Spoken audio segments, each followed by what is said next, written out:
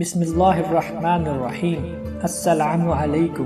سن 6 ہجری میں حضور اقدس صلی اللہ علیہ وآلہ وسلم عمرہ کے ارادے سے مکہ تشریف لے جا رہے تھے۔ کفار مکہ کو اس کی خبر ہوئی اور وہ اس خبر کو اپنی ذلت سمجھے، اس لیے مزاحمت کی اور حدیبیہ میں آپ کو رکنا پڑا۔ جانثار صحابہ رضی اللہ تعالی عنہ ساتھ تھے جو حضور اکرم صلی اللہ علیہ وآلہ وسلم میں جان قربان کرنا فخر سمجھتے تھے، لڑنے کو تیار ہو گئے، مگر حضور صلی اللہ علیہ وآلہ وسلم نے مکہ والوں کی خاطر سے لڑنے کا ارادہ نہیں فرمایا اور صلح کی کوشش کی، اور باوجود صحابہ رضی اللہ تعالی عنہ کی لڑائی پر مستعدی اور بہادری کے حضور اکرم صلی اللہ علیہ وآلہ وسلم نے کفار کی اس قدر رعایت فرمائی کہ ان کی ہر شرط کو قبول فرما لیا۔ صحابہ رضی اللہ تعالیٰ عنہ کو اس طرح دب کر صلح کرنا بہت ہی ناگوار تھا، مگر حضور پاک صلی اللہ علیہ وآلہ وسلم کے ارشاد کے سامنے کیا ہو سکتا تھا کہ جانثار تھے اور فرما بردار بھی تھے، اس لیے حضرت عمر جیسے بہادروں کو بھی دبنا پڑا۔ صلح میں جو شرطیں طے ہوئی، ان شرطوں میں ایک شرط یہ بھی تھی کہ کافروں میں سے جو شخص اسلام لائے اور ہجرت کرے، مسلمان اس کو مکہ واپس کر دیں، اور مسلمانوں سے خدا نخواستہ اگر کوئی شخص مرتد ہو کر چلا آئے تو وہ واپس نہ کیا جائے۔ یہ صلح نامہ ابھی تک پورا لکھا بھی نہیں گیا تھا کہ حضرت ابو جندل رضی اللہ تعالیٰ عنہ ایک صحابی تھے جو اسلام لانے کی وجہ سے طرح طرح کی تکلیفیں برداشت کر رہے تھے اور زنجیروں میں بندھے ہوئے تھے۔ اسی حالت میں گرتے پڑتے مسلمانوں کے لشکر میں اس امید پر پہنچے کہ ان لوگوں کی حمایت میں جا کر اس مصیبت سے چھٹکارا پاؤں گا۔ ان کے باپ سہیل نے، جو اس صلح نامہ میں کفار کی طرف سے وکیل تھے اور اس وقت تک مسلمان نہیں ہوئے تھے، فتح مکہ میں مسلمان ہوئے۔ انہوں نے صاحبزادے کے تماچے مارے اور واپس لے جانے پر اصرار کیا۔ حضور اکرم صلی اللہ علیہ وآلہ وسلم نے ارشاد فرمایا کہ ابھی صلح نامہ مرتب بھی نہیں ہوا، اس لیے ابھی پابندی کس بات کی، مگر انہوں نے اصرار کیا۔ پھر حضور پاک صلی اللہ علیہ وآلہ وسلم نے فرمایا، ایک آدمی مجھے مانگا ہی دے دو، مگر وہ لوگ ضد پر تھے، نہ مانا۔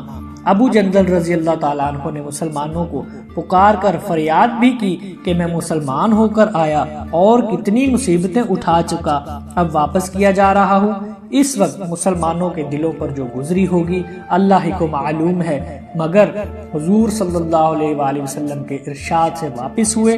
حضور صلی اللہ علیہ وآلہ وسلم نے تسلی فرمائی اور صبر کرنے کا حکم دیا اور فرمایا کہ ان قریب حق تعالی تمہارے اس لیے راستہ نکالیں گے۔ صلح نامہ کے مکمل ہو جانے کے بعد ایک دوسرے صحابی ابو بصیر رضی اللہ تعالیٰ عنہ بھی مسلمان ہو کر مدینہ منورہ پہنچے۔ کفار نے ان کو واپس بلانے کے لیے 2 آدمی بھیجے۔ حضور اقدس صلی اللہ علیہ وآلہ وسلم نے حسب وعدہ واپس فرما دیا۔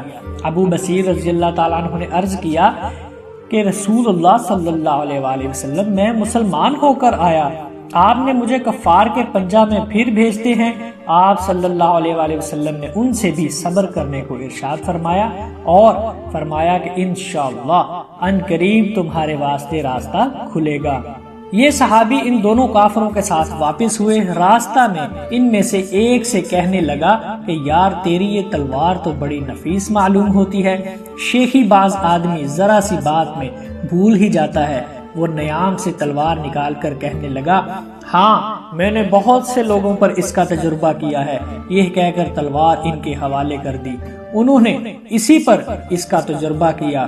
دوسرا ساتھی یہ دیکھ کر ایک کو تو نپٹا دیا، اب میرا نمبر ہے، بھاگا اور مدینہ آیا اور حضور اکرم صلی اللہ علیہ وآلہ وسلم کی خدمت میں حاضر ہو کر عرض کیا کہ میرا ساتھی تو مر چکا ہے، اب میرا نمبر ہے۔ اس کے بعد ابو بصیر پہنچے اور عرض کیا، یا رسول اللہ، آپ اپنا وعدہ پورا فرما چکے کہ مجھے واپس کر دیا، اور مجھ سے کوئی عہد ان لوگوں کا نہیں ہے جس کی ذمہ داری ہو، وہ مجھے میرے دین سے ہٹاتے ہیں، اس لیے میں نے یہ کیا۔ حضور صلی اللہ علیہ وآلہ وسلم نے فرمایا کہ لڑائی بھڑکانے والا ہے، کاش کوئی اس کا معین و مددگار ہوتا۔ وہ اس کلام سے سمجھ گئے کہ اب بھی اگر کوئی میری طلب میں آئے گا تو میں واپس کر دیا جاؤں گا، اس لیے وہ وہاں سے چل کر سمندر کے کنارے ایک جگہ آ پڑے۔ مکہ والوں کو اس قصہ کا حال معلوم ہوا تو ابو جندل بھی، جن کا قصہ پہلے گزر ہوا، چھپ کر وہیں پہنچ گئے۔ اسی طرح جو شخص مسلمان ہوتا وہ ان کے ساتھ جا ملتا۔ چند روز میں یہ ایک مختصر سی جماعت ہو گئی۔ جنگل میں جہاں نہ کھانے کا کوئی انتظام، نہ وہاں باغات اور آبادیاں، اسی لیے ان لوگوں پر جو گزری ہوگی وہ تو اللہ ہی کو معلوم ہے۔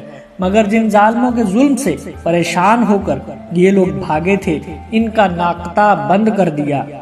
جو قافلہ ادھر کو جاتا اس سے مقابلہ کرتے اور لڑتے، حتیٰ کہ کفار مکہ نے پریشان ہو کر حضور پاک صلی اللہ علیہ وآلہ وسلم کی خدمت میں عاجزی اور منت کر کے اللہ کا اور رشتہ داری کا واسطہ دے کر آدمی بھیجا کہ اس بے سری جماعت کو آپ اپنے پاس بلا لیں کہ یہ معاہدہ میں تو داخل ہو جائے اور ہمارے لیے آنے جانے کا راستہ کھلے۔ لکھا ہے کہ حضور صلی اللہ علیہ وآلہ وسلم کا اجازت نامہ جب ان حضرات کے پاس پہنچا تو ابو بصیر مرض الموت میں گرفتار تھے۔ حضور صلی اللہ علیہ وآلہ وسلم کا نامہ ہاتھ میں تھا کہ اسی حالت میں انتقال فرمایا۔ تو دوستو، آدمی اگر اپنے دین پر پکا ہو، بشرط یہ کہ دین بھی سچا ہو، تو بڑی سے بڑی طاقت اس کو نہیں ہٹا سکتی۔ اور مسلمان کی مدد کا تو اللہ کا وعدہ ہے، بشرط کہ وہ مسلمان ہو۔ اللہ تعالی ہم سب کو صحیح معنوں میں مسلمان ہونے کی توفیق عطا فرمائے۔ آمین ثم آمین۔ والسلام، اللہ حافظ۔